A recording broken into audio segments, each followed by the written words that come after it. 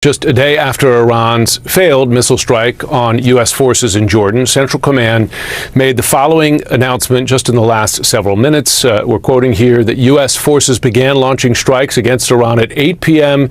Eastern Time today, a little over a half hour ago. The strikes, CENTCOM says, are a powerful response to yesterday's attempted Iranian attacks on U.S. forces based in the Middle East, end quote. We're joined now by retired Air Force Colonel Cedric Leighton. And listen, there's been a lot of telegraphing of these attacks today. President Trump said so, including in some colorful language in an interview earlier today, that he would be striking back for those Iranian missile attacks we saw yesterday. What is the military objective of strikes like this? Is it purely retaliation?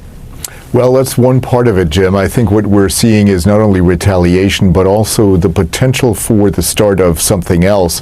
And there's some reports out there that Admiral Cooper, the commander of U.S. CENTCOM, might be planning a 10 to 14-day campaign. So whether this is the start of that or not is, of course, something that we don't know yet. But that is certainly a possibility. But at the very least, retaliation, but also the need to engage in measures that basically result in force protection, and that would include going after some of the areas where missiles are launched from, particularly in western Iran and also some in southwestern Iran. So that would be one of the primary objectives, I would think. The trouble is, Colonel Leighton, is that the U.S. and Israel have been striking such targets for months now, and Iran has maintained a capability, a diminished capability, but a capability nonetheless, to strike its neighbors and to strike U.S. bases in the region with impact, right? And the U.S. lost 4 soldiers in Jordan just a short time ago.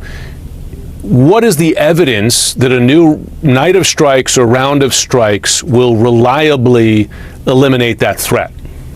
I don't think we can say that any strikes that are currently being conducted will eliminate that threat. I think the evidence is pretty clear, as you laid out, Jim, that the efforts that we've done so far, that we've conducted so far, are not resulting in an elimination of the Iranian capability to strike at targets that include U.S. personnel and U.S. assets.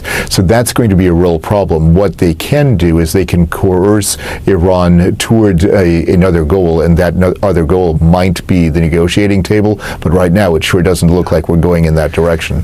Well, and listen, to that point, the president has claimed multiple times that Iran is interested in going back to the table, desperate to go back to the table. But we had the deputy foreign minister say a short time ago that we have sent no request for negotiation with the U.S. during the past 16 to 17 days, at least in public statements. They're not expressing any immediate desire. A question I have for you is, because we've talked a lot about the impact of the war in Iran on U.S. missile stockpiles, particularly interceptor missiles, air defense missiles, those that go into Patriots, etc., but also attack missiles like the Tomahawk, for instance. Can the U.S. military, and would you expect the military in strikes like the one we're seeing tonight, particularly if it were to go on for 10 to 14 days, is there a way to reduce the expenditure of those missiles so that you don't back yourself deeper into a supply hole, right? Magazine depth, as folks talk about. Yeah, so that's a really difficult problem set for American commanders to deal with, because we've been used to expending missiles like the Tomahawk and similar missiles, as well as our air defense missiles, in a fairly free manner. And when you look at the expenditure rates in Iran versus in Ukraine, the expenditure rates in Iran are much, much higher than they are for Ukraine, and there are a lot of reasons for that. But the key factor here is this: the U.S. has really left its defense industrial base lacking in this particular case the capacity for our industrial base to reproduce those missiles and to bring them out to the front lines where they can be used is not as robust as it should be. And I think it's become pretty clear that with the expenditures that we've seen in Iran, that there's a lot of work to be done in that particular area. So for this offensive to succeed,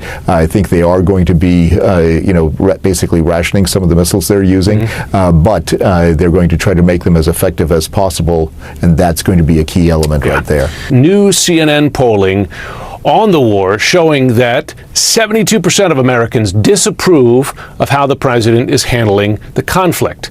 73% say he is not paying enough attention to the actual problems that most Americans faced, and 70% disapprove of his handling of the economy. John, first,